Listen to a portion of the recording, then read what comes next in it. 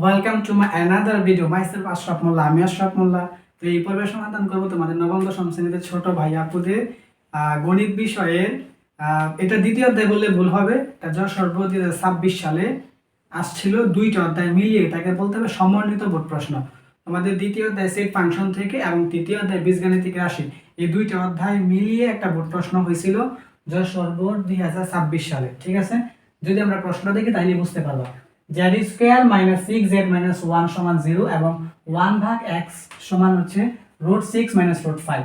এখন ক নাম্বার প্রশ্ন হচ্ছে u সমান 1 2 3 4 5 6 7 8 এবং p সমান আছে 3 5 7 আর q সমান আছে 4 6 8 হলে p ইন্টারসেকশন q, এজ এটা আমি আগে আন্ডারলাইন করে রাখছি, যদি এটা আন্ডারলাইন করা উচিত হয় না, এজ এটা মানে এই যে p ইন্টারসেকশন q এর মান নির্ণয় করো। তাহলে এটা আমরা ধারাবাহিকভাবে করব, একেবারে সহজ। দেখো এটা হচ্ছে আমাদের ক নাম্বার দেওয়া আছে আমাদের। প্রথমত আমরা মানগুলো লিখি।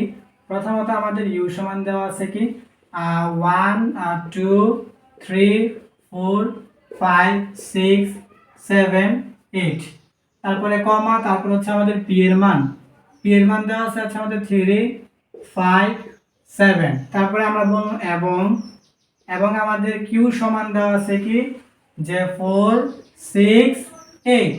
এখন আমরা ধারাবাহিক প্রথমত p ইন্টারসেকশন q এই মানটা বের করব। তাহলে আমরা বলবো এখন p ইন্টারসেকশন q। তাহলে p ইন্টারসেকশন q যদি করি আমাদের প্রথমত p এর মান কি 3 5 7, তারপর হচ্ছে আমাদের ইন্টারসেকশন করে আমাদের q এর মান হচ্ছে 4 6 8। দেখো একেবারে সহজ বুঝো। ইন্টারসেকশন মানে হচ্ছে তোমার শুধু কমন মানগুলো যাবো। শুধু কমন মানে কি, মানে তুমি দেখবা যেই সংখ্যাটা এই বন্ধনীর ভিতরে আছে এই বন্ধনীর ভিতরে আছে এটা কমন সংখ্যা বলে। আর যদি এখানে আছে এখানে নাই বা এখানে আছে এখানে নাই, এটাকে আনকমন বলে। আনকমন আসবে না, ইন্টারসেকশন মানে শুধু কমন গুলো আসবে। যেমন ধরো এখানে 3 এখানে কোথাও 3 নাই, এটা আনকমন। এখানে 5 এখানে কোথাও 5 নাই, এটা আনকমন। এখানে 7 এখানে কোথাও 7 নাই, এটা আনকমন। এখানে 4 এখানে কোথাও 4 নাই। এখানে 6 এখানে কোথাও 6 নাই। এখানে 8 এখানে কোথাও 8 নাই। অর্থাৎ এখানে সবই আনকমন, একটা মান এখানে কমন না। তাহলে ইন্টারসেকশন মানে হচ্ছে কমন মানগুলো দেব। তাহলে যেহেতু এখানে একটাও কমন না, তাহলে আমার বলতে হবে এটা শুধু ফাঁকা সেট, কোনো সেটই কমন না, এর মানে ফাঁকা সেট। ঠিক আছে, এটা হচ্ছে ফাঁকা সেট। এখন তোমরা যদি চাও তাহলে ফাঁকা সেটটা এইভাবেও দিতে পারো। ঠিক আছে, দুইটা আবার দিও না, এইভাবে দিতে পারো এইভাবে দিতে পারো। আমি এইভাবেই রাখলাম। এখন আমরা সুতরাং এর কাজটা করব যে সুতরাং আমাদের p ইন্টারসেকশন q, এখানে প্রাইম আছে, দেখো এই যে প্রাইম। তাহলে যেটার উপরে প্রাইম থাকে ওইটারে তোমার u থেকে বিয়োগ করতে হয়। তাহলে যেহেতু আমার এটার উপরে প্রাইম, তাহলে আমার এই পুরোটা u থেকে বিয়োগ করতে হবে। তাহলে u minus p intersection q। তাহলে এটা যদি আমি করি তাহলে এখন আমাদের প্রথমত u এর মানটা কি আছে, u এর মান আছে আমার 1 2 3 4 5 6 7 8, তারপরে হচ্ছে আমাদের মাইনাস p ইন্টারসেকশন q করে আমরা ফাঁকা সেট পাইছি। তাহলে এই যে আমাদের ফাঁকা সেট।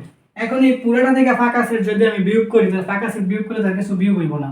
তাহলে আমরা এখানে u সেটটাই आंसर দিব যে 1 2 3 4 5 6 7 8। ঠিক আছে, এটা হচ্ছে আমাদের ক নম্বরের কাঙ্ক্ষিত आंसर। আমরা খ নাম্বার প্রশ্নটা দেখি। খ নাম্বার প্রশ্ন z to the power 4 plus 1 ভাগ z টু দি পাওয়ার 4 এর মান নির্ণয় করো। এটা আমাদের তৃতীয় অধ্যায় বীজগাণিতিক রাশির প্রশ্ন। তাহলে এটা যদি আমরা সমাধান করে দেখতে থাকো একেবারে সহজে আমরা সমাধান করব। তাহলে প্রথমত আমরা লিখি দেওয়া আছে আমাদের যে মানটা লাগবে এখানে খ নাম্বারের জন্য আমাদের লাগবে যে এই মানটা কি যে z² - 6z - 1 সমান 0।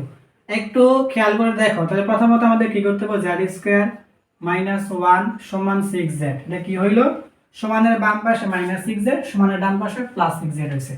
এখন কি করতে হবে, এখানে তুমি উভয় পক্ষকে z দিয়ে ভাগ করবা। যেমন z² - 1 এটাকে তুমি z দিয়ে ভাগ করলা, পরে এখানে 6z এটাকে তুমি z দিয়ে ভাগ করলা। এখানে তৃতীয় বন্ধনীতে একটা নোট দিতে পারো যে সমানের উভয় পক্ষের z দ্বারা ভাগ করে। তাইলে এখন এই zটা প্রথমত z² এর সাথে ভাগ অবস্থায় রাখলাম, তারপরে -1 এর সাথে ভাগ অবস্থায় রাখলাম, তারপরে সমান উপরের z এর নিচে z টা কাটা হইছে আমাদের 6। এখন আমরা এখানে সুতরাং বলে দিব, সুতরাং z² কে z দিয়ে ভাগ করলে এখানে z আইব, পরে -1 ভাগ হচ্ছে z সমান হচ্ছে আমাদের 6। এখন আমরা প্রদত্ত রাশি লিখে আমাদের কাজ শেষ করে ফেলব। দেখো আমাদের প্রদত্ত রাশি আমরা এখানে এইভাবে লিখি। দেখো প্রদত্ত রাশিটা কি আছে আমাদের z⁴ প্লাস 1 ভাগ z⁴। তাহলে এটাকে চাইলে আমরা এইভাবে ভেঙে লিখতে পারি যে z² উপর আরেকটা স্কয়ার, তারপরে প্লাস 1 ভাগ z² উপর আরেকটা স্কয়ার। এখন এই স্কয়ারে পাওয়ার 4 হয়, প্লাস 1 এর উপর স্কয়ার করলে 1 হইব, এখানে স্কয়ারে পাওয়ার 4 হয়। এখন আমাদের কি করতে হইব, এখানে z² কে ধরতে হইব, উপরে স্কয়ার মানে a² প্লাস 1 ভাগ z² কে আমরা b ধরব, উপরে স্কয়ার মানে b²। এখন a² প্লাস b² এর সূত্র আমাদের দুইটা। দেখো আমি তোমাদেরকে এখানে দেখাই, আমাদের a² প্লাস b² এর সূত্র হচ্ছে, দেখো a² প্লাস b² সমান a plus b whole square minus 2ab, এইটা নেওয়া যায়। আবার a minus b whole square plus 2ab, এইটা নেওয়া যায়।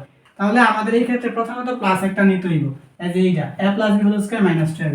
তাহলে আমরা যদি এইটা নেই, তাহলে আমাদের a plus b whole square minus 2ab, ঠিক আছে।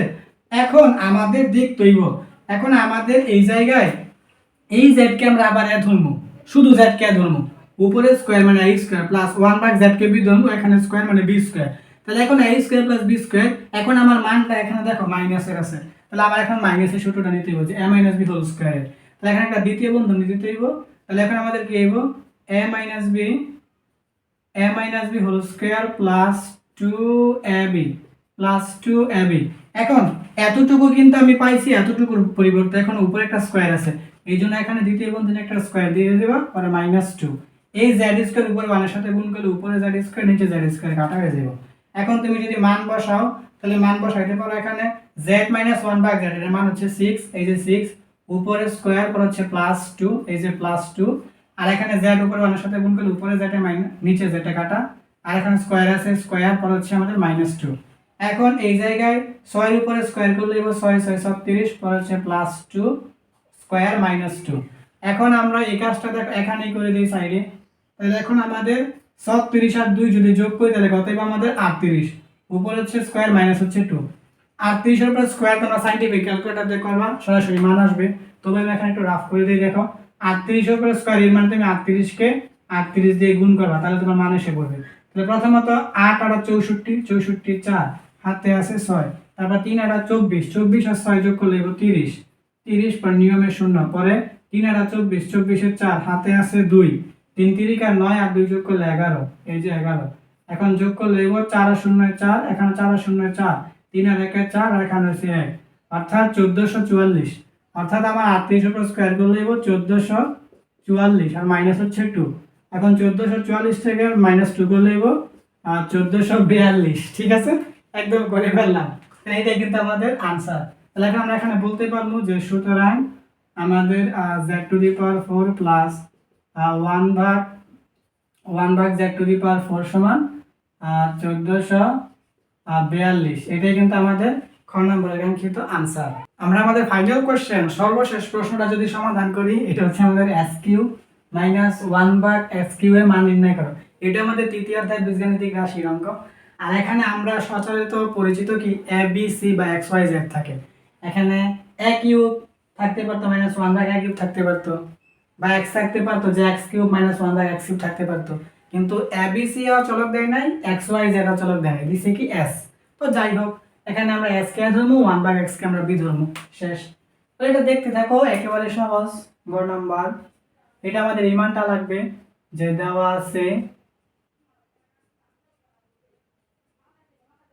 আছে আমাদের কি 1 ভাগ s, দেওয়া আছে আমাদের 1 ভাগ x সমান √6 আর √6 মাইনাস √5। এখন এইখান থেকে আমাদের কি করতে হবে জানো, শুধু s এর মানটা বের করতে হবে।